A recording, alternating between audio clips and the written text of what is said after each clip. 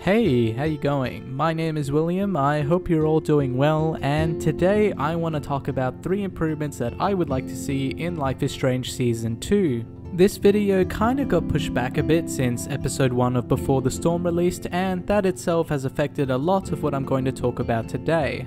There are a lot of things that I think Season 2 can learn from Before the Storm, and as I mentioned in my analysis video, Before the Storm does a lot of things better than Season 1. I still think both of these games have a lot to improve upon, story-wise, graphically and so on, but I wanted to keep this more narrow, to focus on the core of what makes Life is Strange so great, and to see what can be done better. I also haven't talked about Season 2 of Life is Strange in a while. I kinda keep forgetting sometimes that Dontnod is actually making another Life is Strange game. They've stayed under the radar while Deck 9 and Before the Storm get all the attention. So let's change that. Spoiler warnings for Life is Strange Season 1 and Episode 1 of Before the Storm. Number 1. Capturing emotion and expressing that more realistically.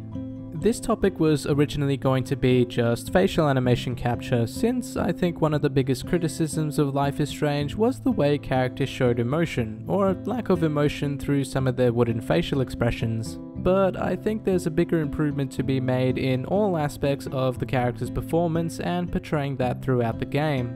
In Season 1 and Before the Storm, cutscenes, while definitely cinematic, still feel a little bit off and robotic with some of the actions certain characters would make. Sometimes their emotion isn't too natural, and sometimes characters like Chloe would animate herself way too much and just look a bit silly. This sort of thing happened when you were having a general conversation with a character you can choose to interact with, and Max would just rotate through a weird list of body movements so it didn't look like her character was just standing there.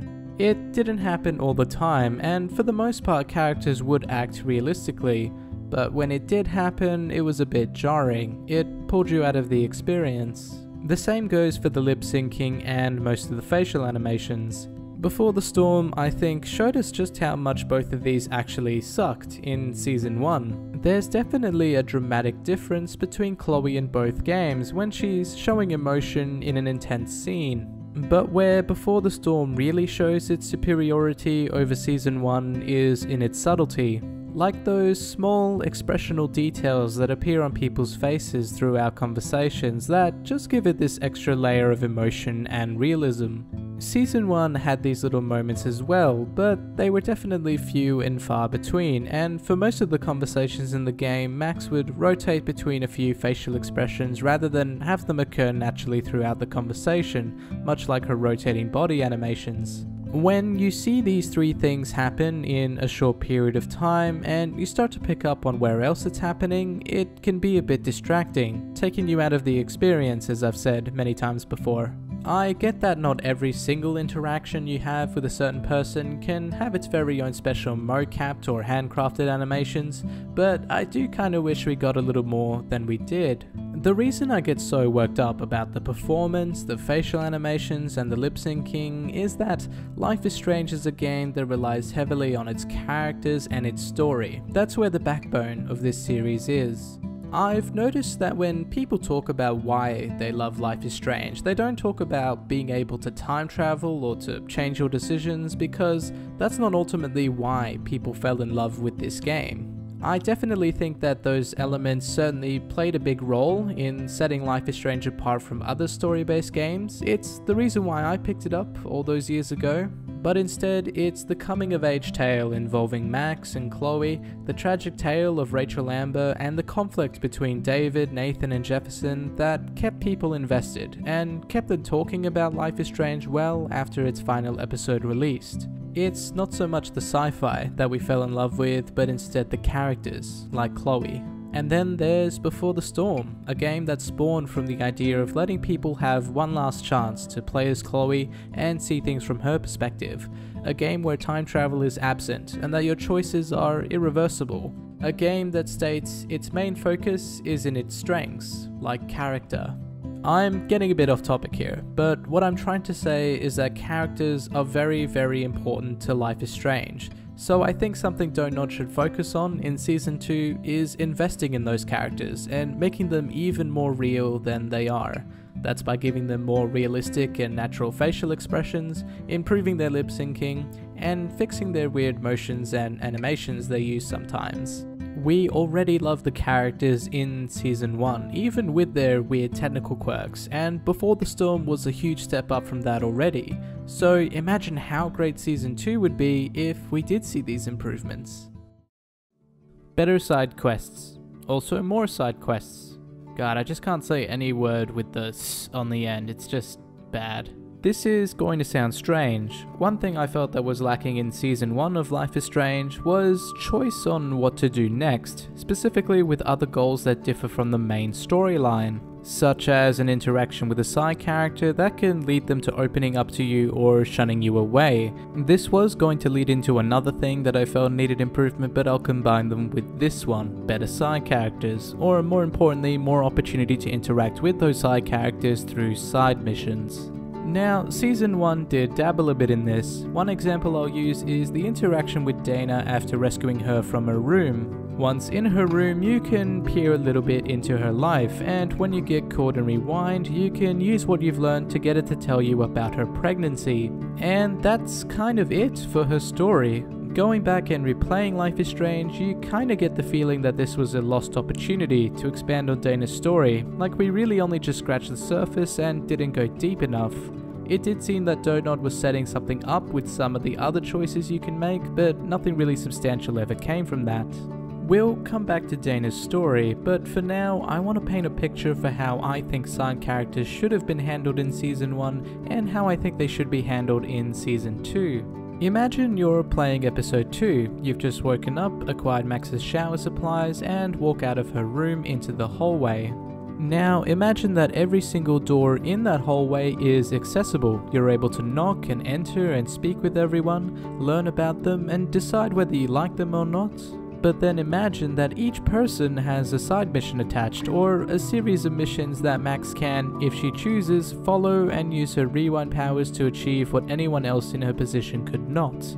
Add in some narrative choices on how you want to help the person or even hinder them, and all of a sudden you have this extra layer of content that doesn't feel like it's tacked on, it's part of the main game. Before we go any further, I'll just clarify that I'm not talking about changing the entire structure of Life is Strange to an open world game where you can go anywhere to achieve these side missions. My version of these missions would be structured out of smaller, optional objectives that pop up in Max's diary as she goes through the main game. So we would still progress through each level as normal, going from the courtyard to the parking lot to Chloe's room and so on. For example, we're talking to a certain side character, we'll say Brooke for this example, and she makes a remark about needing a certain part or tool for her drone. That would appear as an optional objective in Max's diary, something the player can look out for as they progress through the main story.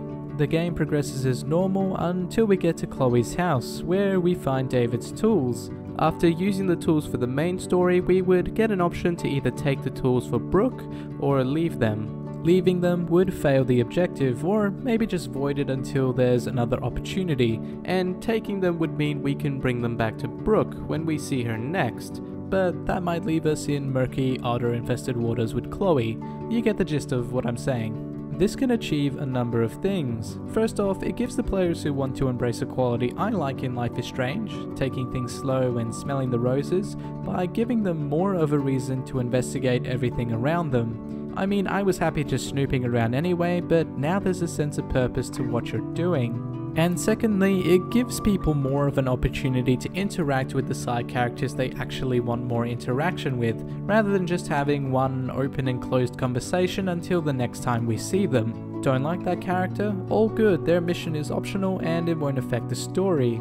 Both of these points also achieve the important task of world building, making Arcadia Bay seem larger than the main title screen it inhabits. Let's go back to Dana and her side story of being pregnant. For this example, I'm going to change things around a bit and pretend that when Max finds the pregnancy test, Dana is still pregnant, since in the game she implies that she was pregnant. So Max finds the pregnancy test, rewinds and confronts Dana. She tells us it was an accident and she doesn't know how to feel about this or something like that. Now imagine that this was a side quest and we had the choice of convincing Dana to keep the baby or get an abortion. Maybe this quest involves finding the father, who, if the pregnancy did happen sooner, it would be Trevor instead of Logan, who originally got her pregnant. Or hell, let's add some drama and say Dana cheated with Logan behind Trevor's back. You could confront both of them, tell them what's happening, and see how they feel about it, whether they're shocked or horrified or excited, rewind so that it never happened, but you still retain that knowledge for yourself, and then make a decision. Do you convince her to keep the child or to have an abortion? It's a choice that can greatly affect the outcome of her life. It makes her feel like less of a side character and more like a main character to her own story that you just seemingly wandered into while you were taking care of your own business. I just want to quickly address the strangeness of all of this that some of you might be feeling. Why do I care so much about wanting a side quest about teenagers getting abortions? Well, for more depth in our side characters for one thing, but also that Life is Strange is no stranger to tackling social issues in their game. From unemployment to homelessness to abuse to bullying to the environment kinda. And teen pregnancy is also one of those issues. It affects a huge number of young people, especially where I'm from anyway, and it's definitely a scary time to go through in most circumstances. However, it's kind of glossed over in this episode, since Dana's story is resolved as quickly as it's discovered. So that's another reason why I would like Dontnod to explore deeper stories with their side characters, using it as an opportunity to explore some of the social issues that a lot of people experience. Now, I'm not blind to the fact that more side quests isn't a problem and solution that can be worked out in a few days or weeks. It takes time and resources to write, voice, animate, implement, test out, and keep track of multiple stories over multiple episodes. It's time and resources that are less focused on the main storyline and other aspects. But I still think that, if given the time, adding more content like this to the side characters can have a bigger impact on our view on the world that they inhabit. I'm sure that if this level of depth with side characters was in Season 1, it would definitely play a bigger role on this final choice. Number 3. Stop breaking the fourth wall. This next thing I want to talk about is something that bothered me a bit in Season 1, and is still present in Before the Storm. I touched on it in my analysis video, but I wanted to talk about it a bit more here. Characters breaking the fourth wall to instruct or direct the player. Chloe did this in Before the Storm, especially early on in the game during the firewalk sequence, where she'll think to herself, I need to do this, or she'll ask herself, how can I do this, as a way to remind some players of their current objective. In Season 1, Max did this quite a bit as well. However, what makes things worse is some of the side characters would do something similar. Rather than say something a normal person would say in a conversation, they'll say something in a way that's directed to the player, to show that hey, your choice of dialogue did something, rather than that person actually responding in a natural way. There's a few other instances of Max referencing past choices, reflecting back and thinking, what if I made this choice? As a blatant message to the player, hey, if you made this other choice, your story might be different. These monologues didn't bother me as much, since I think we do all have these moments ourselves. However, Before the Storm is definitely a worse offender. Frequently, Chloe will have these little moments to herself in the middle of a conversation with another character, to instruct the player on what she needs to achieve in that conversation. These bothered me quite a bit. Rather than focusing on the actual dialogue, I just kept thinking, what's happening in these little pauses? Does the person she speaks to cease to exist, or just doesn't want to acknowledge Chloe? Why am I being told what to do when you're about to explain what I have to do seconds later? I really regret not covering this further in my review video.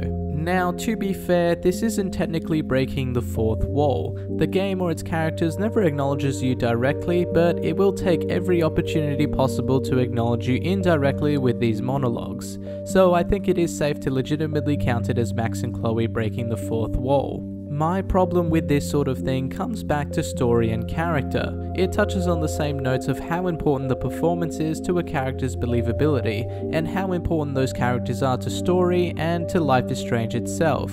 The dialogue for those characters is just as important. When things like this pop up, it does a lot to hinder a lot of the great dialogue in the game. The reason this point has its own separate section on this video is because it's not just a weird technical fault that didn't get addressed in time. It's there by design, constantly reminding you, hey, this is a video game, I'm not really real, and you have to find this object to progress further.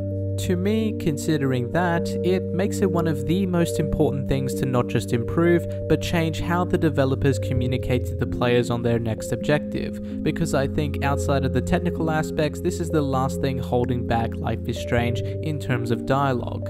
There's a number of different ways you could fix this, and I don't think there's any one right answer, so that makes it a bit difficult.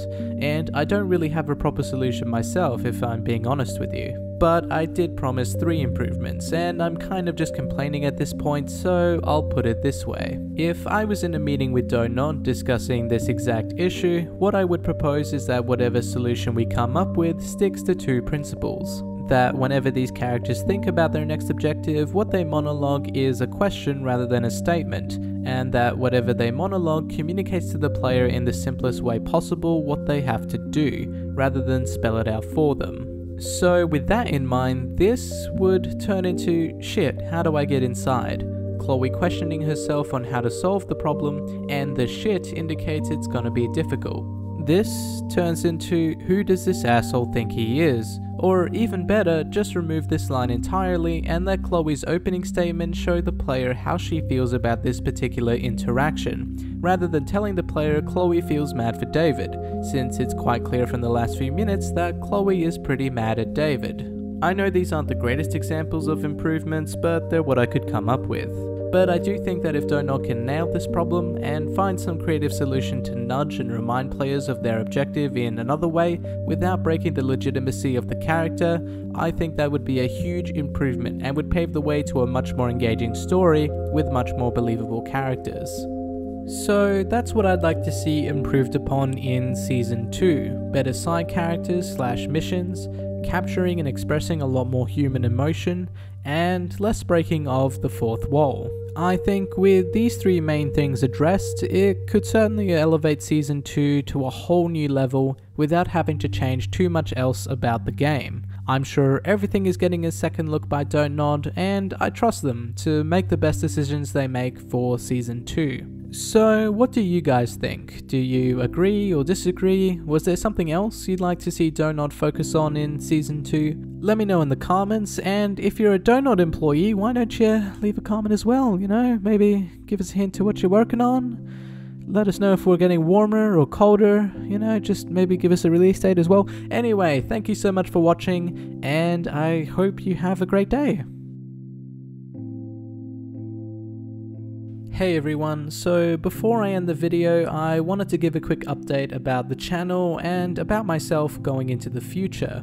So unfortunately my real life work has picked up a bit again. I'm working a lot more and that work is slowly bleeding into my weekends and my spare time. It's not really unfortunate for me, it's actually really good for me, but not really so great for the channel. There might be big gaps of time where I'm not uploading videos. I do apologize for this video taking so long. I hope there isn't this much of a delay in the future, but we'll have to wait and see.